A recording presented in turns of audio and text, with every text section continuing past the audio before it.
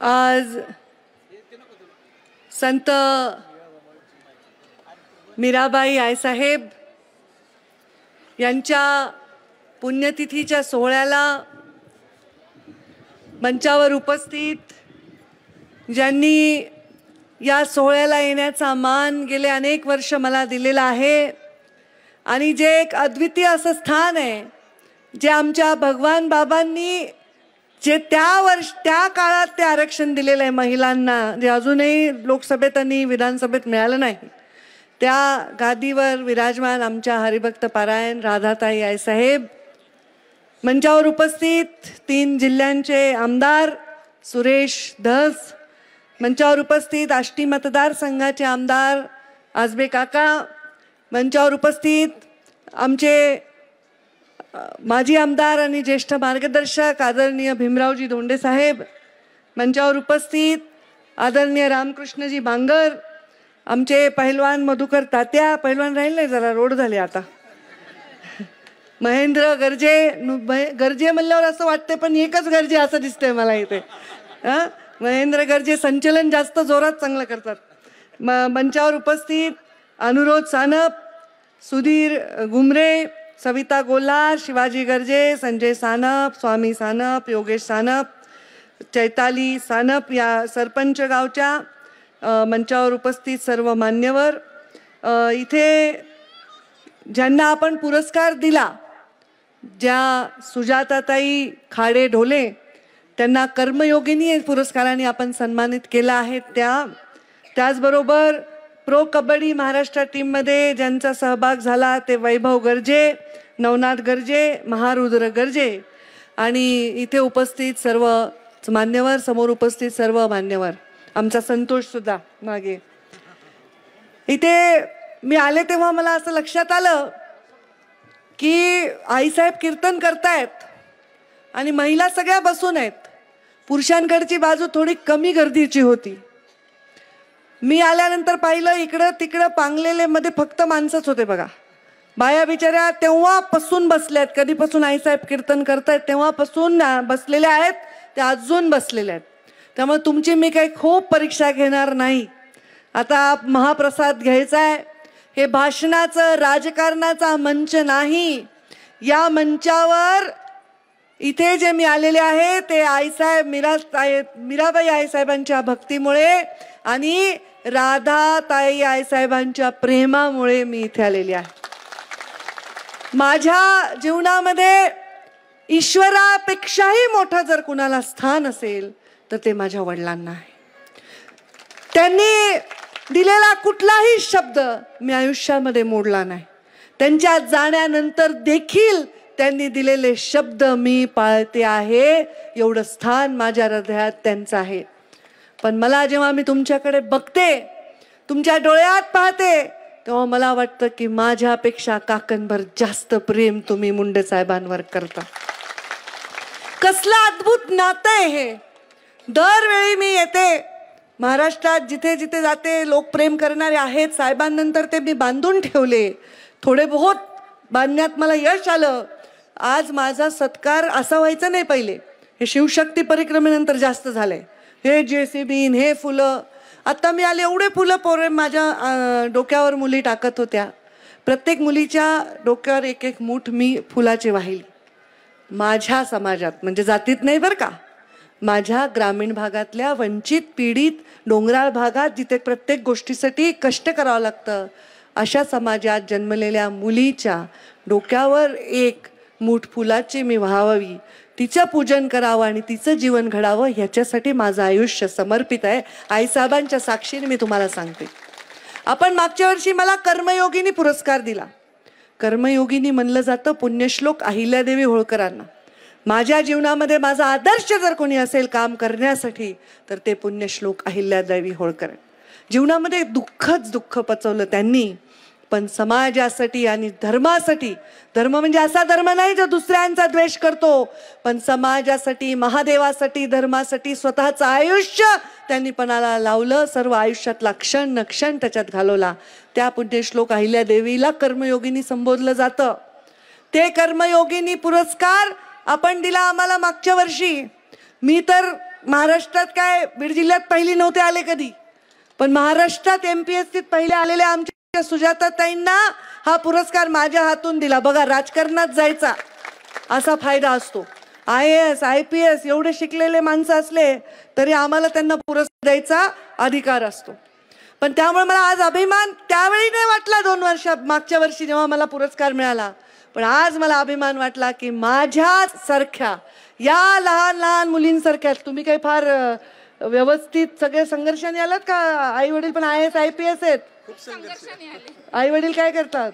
Mummy बाबा नाहीये दोघं, पण बाबा व्हिडिओ होते, घरात थोडीशी पार्श्वभूमी होती. बर, म्हणजे ह्या कुठलं गाव? मूळगाव माण तालुका. बघा, माण म्हणजे आमचं ह्याच्यापेक्षा दुष्काळी, बीड जिल्ह्यापेक्षा दुष्काळी माण तालुका. त्या तालुक्यातली ही कन्या आज कमिशनर आहे. किती गर्व आहे आपल्याला, त्यांच्यासाठी टाळ्या वाजवा. अशा गरीब समाजात ग्रामीण भागात जन्मलेल्या मुला मुलींचं उद्धार होणं, उत्थान होणं हे कर्तव्य आहे. त्या एकट्या घडल्या ना, आता त्यांना अशीच छोटीशी सुजाता कुठे दिसली तर नक्की त्याच्या डोक्यावर हात ठेवल्याशिवाय राहणार नाही. आणि त्यामुळे ह्यासाठी आपलं आज हे जीवन आपण सगळ्यांनी टाकायचंय. आज इथे छोटासा एक गरजे आला. बाबा काय कुठे गेलं ते बाळ? धोतर टोपी घातलेलं, कुर्ता पैजामा, पैलवान. हे बघ, हे पण एक अजून छोटं होतं एवढंसा. त्यांनी माझे बघा ते ते ते ते ते बघितलं का? ते पैलवान त्याला दिलं माझ्या कडेवर त्याच्या आईनी. ते सानप आहे का गरजे? कुणी असलं सारखंच आहे. ते माझ्या कडेवर दिलं. ते काही पोरगा घाबरे ना कुणाला, डोळ्यात डोळे घालून भागर हागर हागर सगळ्यांकडे बघायले. म्हणजे महासांगवीच्या परिसरात असेच लोक आहेत, असे पैलवान आहेत. आणि गरजेंना तर दुनिया घाबरते सगळ्या. काय बरोबर आहे की नाही गरजे? तुमच्या गावाला तर आजूबाजूचे 10-5 गावं काही वाटी जायचं कामच नाही. आपसात नुसते भांडतील, पण गावावर काही आलं तर सगळे एक जीवाने भांडतात. ही एकी, हे एकीचं बळ आहे. एकीचं बळ आहे ना. एखादी काठी अशी गुडघ्याला मारून आपल्याला तोडता येते, पण जर 10-12 काट्यांचा जर आपण बांधून घेतलं तर ते मोळी तोडता येते का? नाही. मग आज आईसाहेबांच्या साक्षीने तुम्हाला मी आव्हान करते, एकच आव्हान करते, त्याचा पूर्तता करणार का तुम्ही? करणार का? एकीच्या बळाचा ताकद ही जगाला दाखवून द्यायची वेळ आली तर देणार की नाही? आणि म्हणून तुमच्यासाठी जीवन समर्पित करून मुंडे साहेबांनी मला तुमच्या झोळीत टाकलंय आणि सांगितलंय आता तू बाकी काही करायचं नाही, फक्त यांचं भलं करण्यासाठी रात्रंदिवस झटायचं. मी आमदार असताना झटले, मंत्री असताना झटले, आणि आता काही नव्हते तरी पण झटले, तरी पण केला. अरे माझ्या ऊसतोड कामगारांनी कोयता दिला ना, तर सोन्याचा ते काय म्हणते ते राणी हार दिल्याचा पेक्षा सुख मला होतं, कारण त्यांनी माझ्या हातात कोयता दिला. आज 34% भाव वाढ दिली. सुरेश धस होते त्या बैठकीला. 34% भाव वाढ, मला वाटतं इतिहासातली सगळ्यात नंबर 2 ची मोठी भाव वाढ दिली. आज माझा ऊसतोड कामगार अपाय घरी जाताना 2-4 लाख रुपये, हो साधे साधे नाही, 2-4 लाख रुपये जास्त आणणार आहे.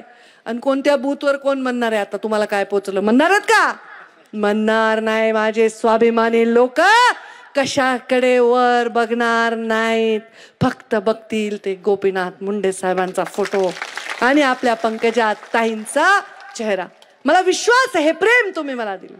तुम्ही माझ्या डोक्यावर फुलं टाकतात, अभिषेक करता, तेव्हा प्रत्येक फुलाची पाकळी ही माझ्यावर जबाबदारीचं ओझं घेऊन येत असते. त्याचा मला अहंकार जराही होत नाही. त्याच्याबद्दल माझ्या मनामध्ये खूप काही अभिमान वाटतो असं नाही. प्रत्येक फुलाची पाकळी ही मला जबाबदारीचं भान करून देत असते. संघर्षाला सोन्याचे किनार कोण देत असेल तर तुम्ही लोक देता, तुम्ही प्रेम देता. आता मी आले तर आईसाहेबांनी गाणं लावलं श्रीरामाचं. श्रीरामाचं गाणं, श्रीरामाचं मंदिर पाहिलं ना अयोध्या? तुम्ही घरी बसून दर्शन घेतलं ना? देव काय कुठेही आहे, अयोध्येतच आहे. अयोध्येत प्रतिष्ठापना झाली, आपण इथून दर्शन घेतलं श्रीरामाचं. श्रीरामाच्या जीवनामध्ये श्रीरामाने काय सुख भोगलं? वनवास भोगला. श्रीकृष्णाला तर आई यशोदेनी पालन पोषण केलं, तिथून सोडून पुन्हा वृंदावन सोडून द्वारकेला यावं लागलं. प्रत्येकाला मनुष्य योनीमध्ये जन्म घेतल्यावर संघर्षाला सामोरं जावं लागतं. पण चांगल्या माणसाला खतपाणी, चांगल्या विचारांना खतपाणी देणं ही काळाची आता गरज आहे. मी सांगितलं होतं की मी ओबीसीचं आरक्षण सुरक्षित झाल्याशिवाय गळ्यामध्ये हार घालणार नाही. पण तेव्हा मध्ये एक कोर्टाने निर्णय दिला आणि हे हार घालायला सुरू केले लोकांनी. परत ते गडबडलं. मराठा समाजाचं आरक्षणाच्या मार्गी लागल्याशिवाय फेटा बांधणार नाही. आता मला म्हणले सगळे आईसाहेब म्हणले अरे झालं ना, मार्गी लागलं ना, काल निर्णय झाला. मी म्हणलं पण आता समाजात झालेली ही परिस्थिती, लोकांच्या मनात निर्माण झालेले असंख्य प्रश्नचिन्ह, मला फेटा घालायची इच्छा होत नाही. मला फेटा घालायची इच्छा होत नाही. फेटा घालायला लागणारा जो स्वाभिमान माझ्यामध्ये असेल, पण माझ्या मनातली चिंता जोपर्यंत संपत नाही, समाजात उभा राहिलेल्या राजकारणाच्या हेतूनी बांधलेल्या भिंती जोपर्यंत आपण पाडत नाही, तोपर्यंत तो फेटा घालण्याची माझ्या मनामध्ये इच्छा होणार नाही. फेटा घालू जेव्हा महाराष्ट्रामध्ये आपल्याला ते चित्र दिसेल की एका गावामध्ये सगळ्या जाती धर्माचे लोक सुखाने नांदत असतील. जेव्हा लहान लेकरं, आज बालवाडीत जाणारे, शाळेत जाणारे लेकरं विचार जाती माहितीत. आम्हाला 12वीच्या परीक्षेच्या फॉर्म भरेपर्यंत जात माहीत नव्हती, काय असती जात माहीत नव्हती. पण आता जातीपातीचं मूळ हे अगदी खाल लेकरांमध्ये झालेले लहान लहान. ते आमचं नाही, ते तुमचे. आपण तर मोठे महापुरुष सुद्धा वाटून टाकले. हे छत्रपती यांचे, ते ज्योतिबा त्यांचे, त्या अहिल्यादेवी त्यांच्या नाही, हे आपल्या अपेक्षित नाही महापुरुषांना. आणि त्याच्यामुळे हे करायचं आहे. मीराबाई, मला वाटतं राधाताई, स्त्री असण्याचं आणि सुजाताताई, तुम्ही सगळे इथे उपस्थित, स्त्रिया असण्याचा एक वेगळा फायदा असतो. स्त्री मुख्य पदावर असण्याचा एक वेगळा फायदा असतो समाजाला. कारण स्त्री ही समर्पित असते, प्रामाणिक असते. तिचं मन कधी बदलत नाही. एकदा घातलं की 7 जन्म ती बदलत नाही. माणसं बदलतात.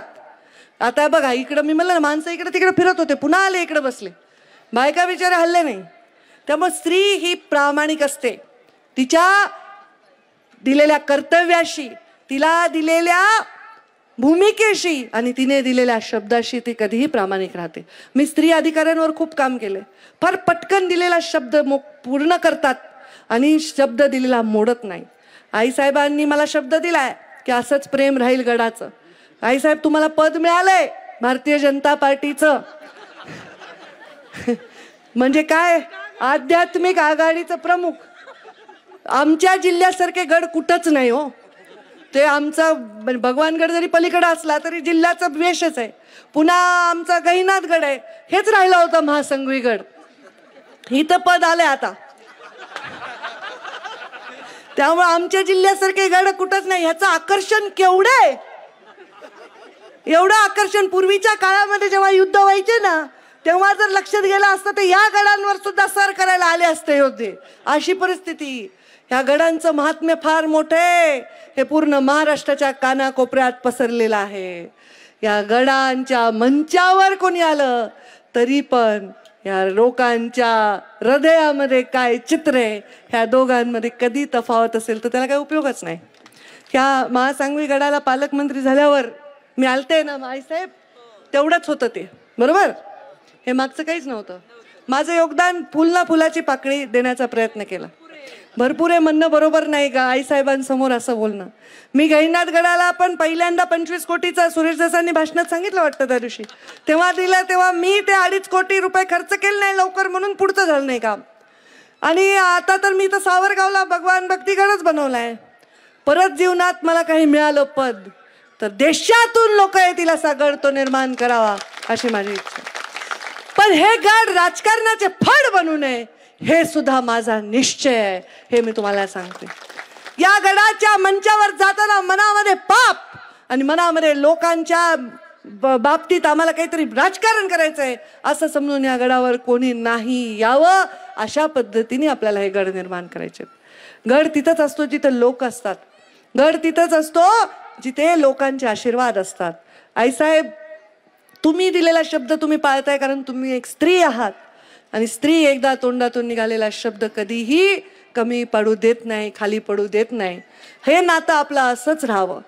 कारण कधी कधी आनंदात, मंत्रिपदात, सुखात मुंडे साहेब असताना नातं जमलं नसलं तेवढंच आत्ता जमत असतं दुखात, वेदनेत का संघर्षात. मी आईसाहेबांना पहिल्यांदा बघितलं, म्हणली लहान पोरगी कोण, मला म्हणजे माफ करा आईसाहेब, मला काय माहिती मठाधिपती आहेत. एवढी छान पोरगी, एवढं काय लावून आले, टिक्का बिक्का कीर्तन करायला असं वाटलं मला बरं का. माझे काय माझ्याच वयाच्या मागे पुढेच असतील ना, काय फार काय लहान दिसत असतील बाबा, माहित नाही माझ्या वयात. पण मी म्हणले एवढं लहान, बघा ना या गडावर बसणं काही सोपं नाही, हे अनुष्ठान जगणं काही सोपं नाही. आजूबाजूला पुन्हा हे सगळे गरजे सानं पुन्हा काही एवढं सोपं नाही. पुन्हा सगळ्यांचं मन राखा, आजबे काकांचं राखा, धोंडे साहेबांचं राखा, सुरेश देसाईंचं, सगळ्यांचा मान राखा. हे सगळं करताना तोंडावर खडीसाखर ठेवून मनामध्ये चांगले भाव ठेवून करणं काही सोपं नाही. आणि जे सोपं नाही तेच स्त्री करू शकते. अवघड काय हो, आपल्या बापाला एका क्षणात सोडून दुसऱ्या घराची होऊन जाते. आपण कितीतरी तास कळा देऊन जे लेकरू जन्माला घालतो, एका मिनिटात त्याला दुसऱ्याचं नाव देतो की हो आपण, आपलं नाव सुद्धा ठेवत नाही. स्त्रीच करू शकते हे सगळं, स्त्री करू शकते ते. आपल्या लेकराला जखम झाली तर त्याच्या आधी आपल्या डोळ्यात पाणी स्त्रीच आणू शकते. स्त्रीच आहे जिला शिवाला सुद्धा जर शक्ती नसेल तर तो शव आहे, ही स्त्रीच आहे. मला वाटतं की आत्ताच्या परिस्थितीतून, राजकारणाच्या असेल, समाजकारणाच्या असेल, या परिस्थितीतून बाहेर काढणारी, उद्धार करणारी जर कोणी असेल तर महाराष्ट्राचा इतिहास लिहून ठेवा, ती एक स्त्रीच असेल असा मला विश्वास. ती कोणी असेल पण ती एक स्त्री असेल असा मला विश्वास आहे. आणि त्यामुळे आईसाहेबांच्याकडून प्रेरणा घेऊन जात आहे, तुमच्या सगळ्यांचा आशीर्वाद घेऊन जात आहे. दरवेळी मी इथे येते, दरवेळी तुम्ही सांगता ताई पुढच्या वेळी तुम्ही असं करा, तुम्ही तसं करा, आम्हाला असं बघायला आवडेल, तसं बघायला आवडेल. मी एक सांगते, आज मी पुढच्या वर्षी येईन या गडावर, तेव्हा मला काय बघायला आवडेल सांगा बरं. तुम्हाला काय बघायला आवडेल? लीडर तर आहेच. मला तुमच्या डोळ्यामध्ये हे प्रेम, हा आशीर्वाद आणि तुमच्या हातात ते फुल, मुठभर फुल आहेत ना, मला वर्षभर पुरतात, वर्षभर हे बघायला आवडेल. बाकी काही नाही, भले काही हो, मी तिकडं जगाचे कुणी हो, पण तुमच्या डोळ्यातलं प्रेम आटलं नाही पाहिजे. एवढा एकमेव आशीर्वाद मला तुमच्याकडनं, आईसाहेबांकडनं पाहिजे. एवढंच हक्कानी लेक म्हणून माहेरी म्हणलात तर लेक तर मागतेच ना, माहेरी आल्यावर माहेरीच मागते लेक, कुठं मागते? विची वाट बघते, राखी पौर्णिमेची, भाऊबीजेची, पंचमीची, दिवाळीची. तेवढ्या 4 साड्या हक्काच्या असतात बघा. पुढचं मिळालं नाही मिळालं आपल्या हातात नसतं. कोणी असू ती, कोणती स्त्री असू, त्या 4. तसं हे माझ्यासाठी एक हक्काचं, एक सन्मानाचं जागा आहे असं म्हणायला हरकत नाही. मी परत इथे ज्यांना पुरस्कार मिळाला त्या सुजाताताईंचं खूप कौतुक करते. सुरेश धस, आजबे काका, धोंडे साहेब आणि सर्वांनी आपल्या भाषणाचा बळी दिला माझ्या भाषणासाठी, त्याच्याबद्दल त्यांचे आभार मानते. आणि तुम्हा सर्वांना पुढच्या वर्षी भेटण्याचं वचन देऊन मी माझ्या वाणीला विराम देते. धन्यवाद. जय हिंद, जय महाराष्ट्र. यानंतर आभार मानण्यासाठी मी महेश गर्जे यांना नम्र विनंती करतो की आभार मानावे. 1 मिनिट. ताई साहेबांनी अप्रतिम असं भाषण केलेलं आहे, आपल्याला मार्गदर्शन केलेलं आहे. ताई साहेब 2024 मध्ये आपल्यासाठी खूप मोठी, या संत मीराबाईच्या आशीर्वादानं आपण जे जे मनोकामना ठरवाल ती मनोकामना पूर्ण होईल अशी या ठिकाणी भावना व्यक्त करतो. या ठिकाणी सन्माननीय सुरेश अण्णा धस आले, त्यांनी या ठिकाणी पाटोदा साकत रोड आणि महासांगवीपर्यंत सिमेंट रोड सुद्धा केलेला आहे, त्यांचे खूप खूप आभार. या ठिकाणी आजबे काका आलेले आहेत, भीमराव धोंडे साहेब आलेले आहेत, यांचं सर्वांचं खूप खूप आभार. आणि या ठिकाणी रोटरी बँक संचालक संतोष, तुम्ही साड्या वाटप करणारे तर कुणीतरी प्रातिनिधिक स्वरूपाचं साडी वाटप करा. या ठिकाणी पंकजताई आणि सुरेश अण्णा धस यांचा सन्मान योगेश सानप, गंगाधर नागरगोजे, विशाल गर्जे, महेश गर्जे आणि मिसाळ आणि विजय गर्जे हे करत आहेत. तुम्ही करा बाबा. आणि सगळ्याला विनंती आहे, ह्या पुण्यतिथी सोहळ्याचा प्रसादाचा लाभ घेतल्याशिवाय कुणीही या ठिकाणी जायचं नाही. सगळी व्यवस्था केलेली आहे. अतिशय तुम्हाला अगदी थोड्या वेळात सगळ्यांना आपल्याला हा प्रसादाचा लाभ मिळणार आहे. मी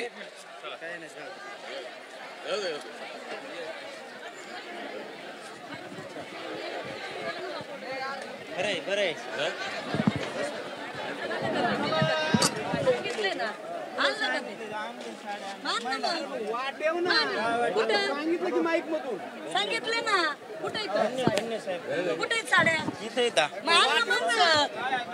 या ठिकाणी संतोष गर्जे आमचे रोटी बँकचे अरे वाटव ना, तू महिला आणव वरती. ताई साहेब तुझे वाटतील ना, घे ना महिला प्रतिनिधी बोलव. महिला ऊसतोड कामगार महिला, नाव सांग एखाद्याचं, नाव सांग ना महिला. लोकशाही मराठी ऐका, पहा, जागरूक रहा.